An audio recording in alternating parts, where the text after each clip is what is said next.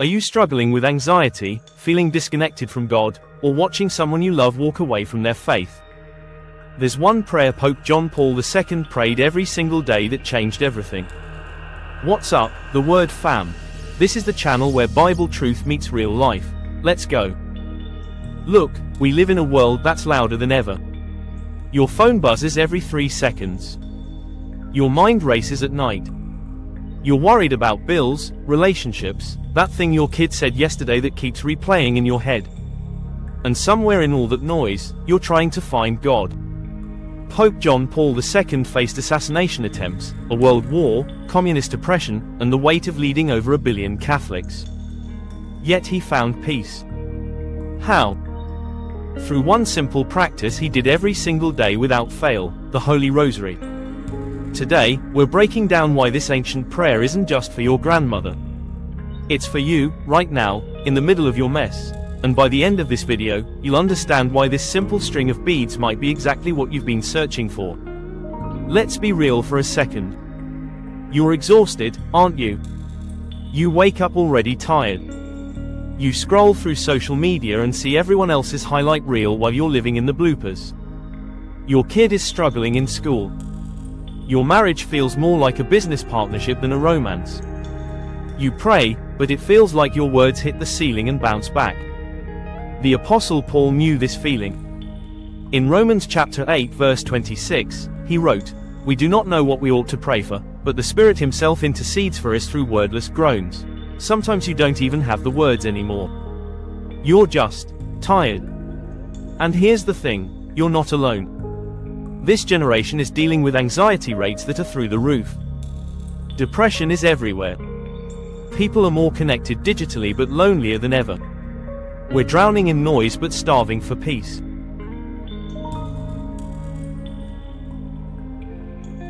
This is exactly where the Rosary meets you. Pope John Paul II didn't pray the Rosary because it was part of his job description. He prayed it because it was his lifeline. Picture this, May 13, 1981. St. Peter's Square. A gunman opens fire. The bullet is aimed straight for John Paul II's heart. But at the exact moment of the shot, he bends down to bless a little girl wearing a picture of Our Lady of Fatima. The bullet misses his heart by millimeters. Later, when he recovered, he said the Blessed Mother guided that bullet. He credited the Rosary, his daily practice, with saving his life. But here's what's even more powerful. He didn't just pray the Rosary during the big moments. He prayed it when things were boring, when things were normal. He built the habit in the ordinary so it would be there in the extraordinary. That's what we miss. We want the breakthrough without the daily grind. We want the miracle without the mundane repetition. Jesus himself modeled this. Luke chapter 5 verse 16 tells us, "But Jesus often withdrew to lonely places and prayed." Not once. Not just during the big sermons. Often. Regularly. Consistently. Here's where people get it wrong. They think the Rosary is about saying the same words over and over until something magical happens. That's not it. The Rosary is a meditation tool. Think of it like this. When you lift weights, the repetition isn't pointless, it's building muscle. When you pray the Rosary, the repetition isn't empty, it's creating space for God to work in your heart. Each decade, each set of 10 Hail Marys, focuses on a different moment in Jesus' life. His birth, his suffering, his resurrection, his glory. You're not just saying words, you're walking through the gospel with Mary as your guide. And here's why that matters for your life right now. When you're facing fear, you meditate on Jesus calming the storm. You remember that the same God who told the waves to be still can speak peace into your chaos. Philippians chapter 4 verse 6-7 comes alive. "Do not be anxious about anything, but in every situation, by prayer and petition, with thanksgiving, present your requests to God. And the peace of God, which transcends all understanding, will guard your hearts and your minds in Christ Jesus." When you're dealing with betrayal, you reflect on Jesus in the Garden of Gethsemane, betrayed by a friend's kiss.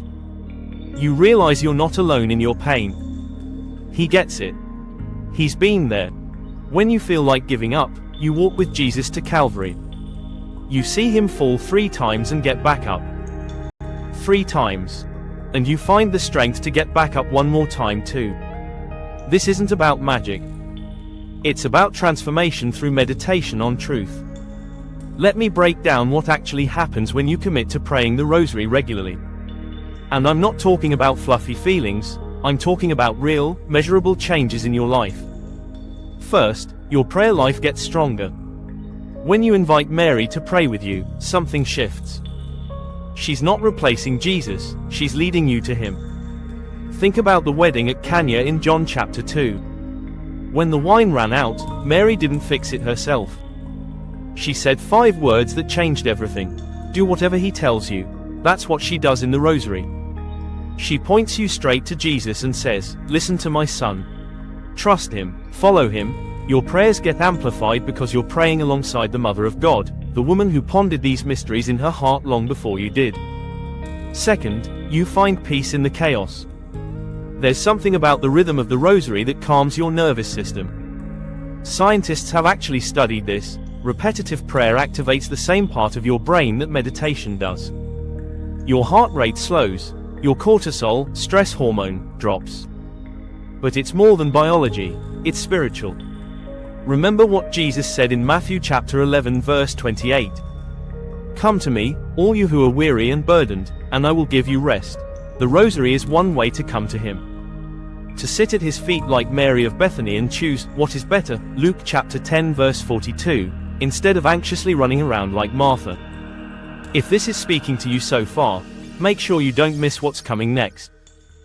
Might be a good time to tap that bell too. Third, you start seeing yourself clearly. Here's something uncomfortable. We're all walking around with blind spots. Pride we don't see. Bitterness we've justified. Fears we've dressed up as being realistic. The Rosary has this way of holding up a mirror. As you meditate on Mary's humility, how she said yes to God even when it didn't make sense, you start to see where you've been saying no, where you've been clinging to control instead of surrendering to his plan. Proverbs chapter 4 verse 23 warns us, above all else, guard your heart, for everything you do flows from it. The Rosary helps you guard your heart by revealing what's actually in it. And once you see it, you can bring it to Jesus for healing. Fourth, it's protection you can't see but desperately need.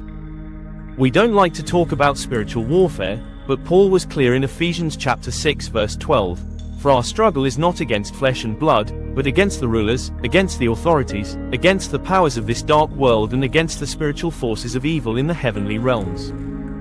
There's a battle happening that you can't see, and the Rosary is armor. Pope John Paul II knew this. He called the Rosary a weapon against evil. Not in a scary way, in a protective way.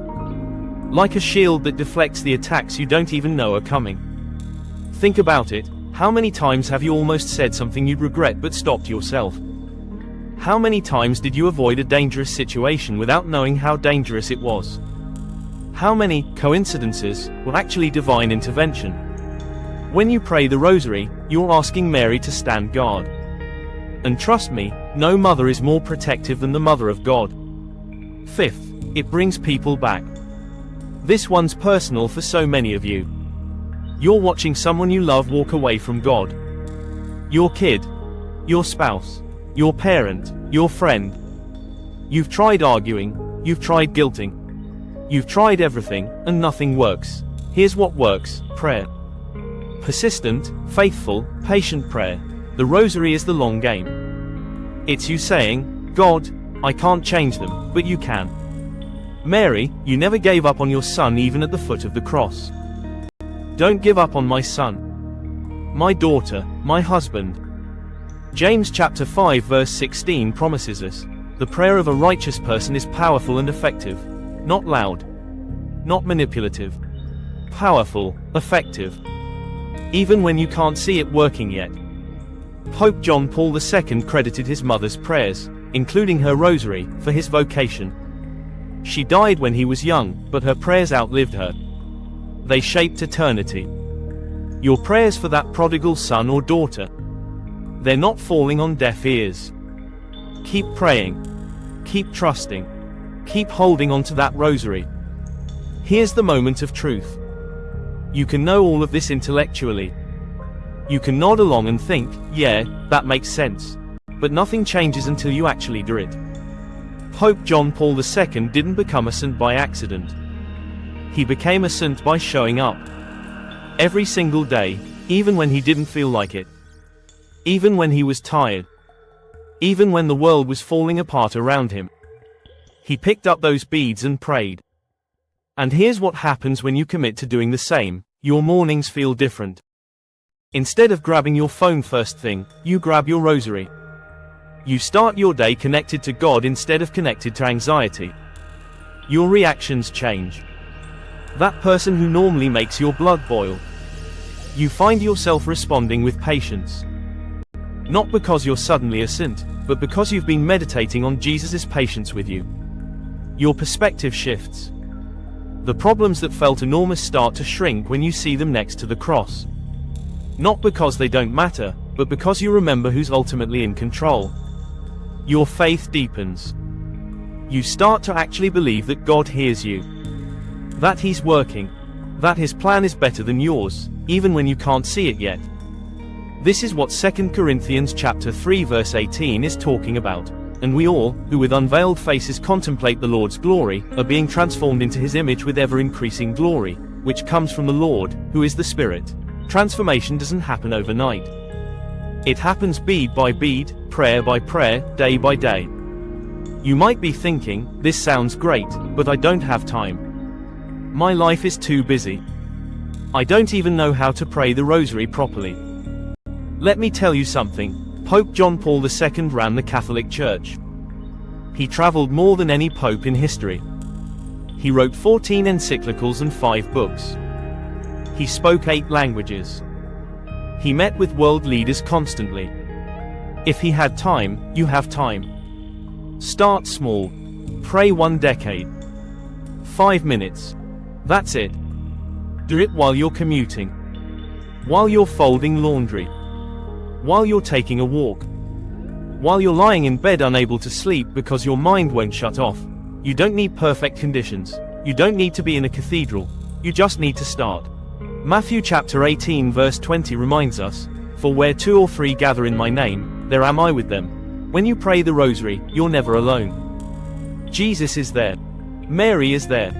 The saints are there. You're joining a prayer that's been prayed for centuries by people who faced the same struggles you're facing. You're part of something bigger than yourself. Look, I know some of you are sitting there right now feeling overwhelmed. Maybe you're dealing with something heavy, a broken relationship, financial pressure, a prodigal child who won't come home, or just this crushing weight of anxiety that won't let up. Before we wrap up, I want to give you something practical. A simple prayer you can pray right now, today, before you even pick up a rosary. This is for those of you who need help just getting started. Let's pray together. Mary, Mother of Jesus and my mother too, I'm struggling and I don't even know where to begin.